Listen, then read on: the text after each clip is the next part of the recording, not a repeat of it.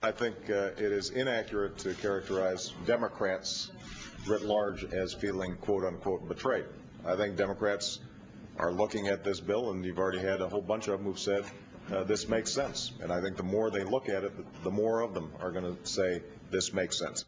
All right, here now to analyze the purveyor of DickMorris.com, Mr. Morris. So this is, Karl Rove thinks it's going to get through, but, you have opposition, obviously, on the far left and on the far right, Senator DeMint. What do you say is going to happen?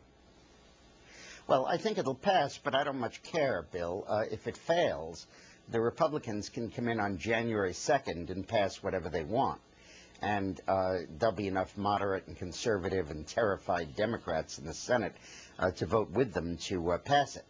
But I think he'll probably get it through. When I was hearing your guest right before me, I was just wanted to shriek at the television set. The top 2% of this country spends 33% of the money.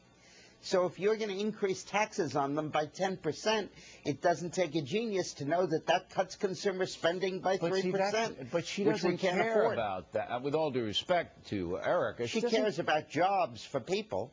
No, she doesn't really care. No, I think you're wrong. Being employed. These groups don't care about jobs for people in the private sector. They care about guaranteed jobs by the federal government at a guaranteed wage.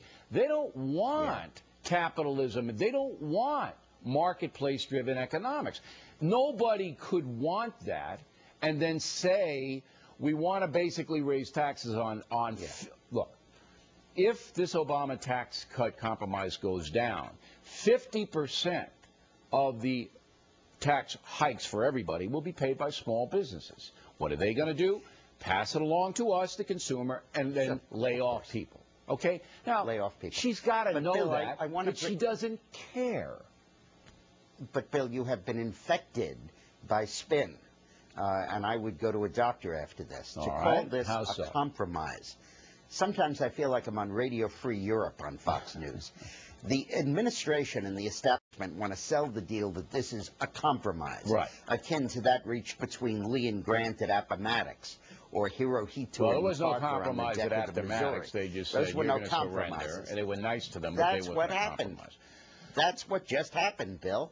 That was no compromise. That was a surrender. Okay, but wait. It wasn't a total surrender. Because it wasn't a total surrender because of the extension for a year of the unemployment benefits. It's going to add $150 billion unfunded to the deficit. So yes, did the Republicans get what they wanted? They got what they wanted. But it wasn't there was a compromise element in it. Bill, I'm surprised. Come on. All right, stop being condescending. I'll come down and slap you. This was just a throw-in. Don't slap little Bo Peep. This was a complete throw-in. The Republicans were going to pass that anyway. They couldn't allow the Bush tax cuts to extend. Maybe they were, and maybe they weren't. They knew that. That's conjecture. And Obama you have conservatives to give Obama something to save face. That's right. But you have conservatives who, no conservative wants another extension of unemployment benefits that's unfunded. Nobody wants that. So I'm not buying your argument here. Yes, did they give the president something to save face? Yes, they did. That's the way the system works. Compromise. Right. All right. No. He didn't move to the center. He fled to the center. All right. Whatever he did is the difference. What happens now to President Obama? Does his approval rating go up? If he gets this through, do the folks like him better? Yeah, I think it will. I think his ratings will go up a little bit. But I think that he's done himself permanent, huge damage with his own party. The fact that we are talking, and Rove could be talking, about getting 50 Democrats to team with the Republicans to pass the president's program means that he's assuming that he will lose it in the caucus, that a majority of his party will oppose this. Now, that's the kind of math that Bill Clinton used to get his stuff passed.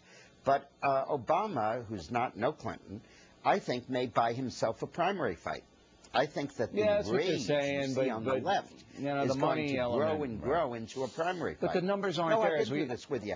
The money doesn't matter in a situation like this. These left-wing ideologues can be reached through MoveOn.org, through the internet. You're right about that. And then you get to a situation where they're at 30-35% of the vote, and then Hillary comes in. The possibility of a Democratic primary against Obama started today. All right. Look, I don't discount that. But I think you're discounting the power that Obama has in the minority communities and the bully pulpit that he has. I think there may be a primary challenge on the left. The numbers just aren't there. So it will fail. Hillary's a different story. When Hillary comes in, that's different. Dick Morris, everybody, playing Morehead is the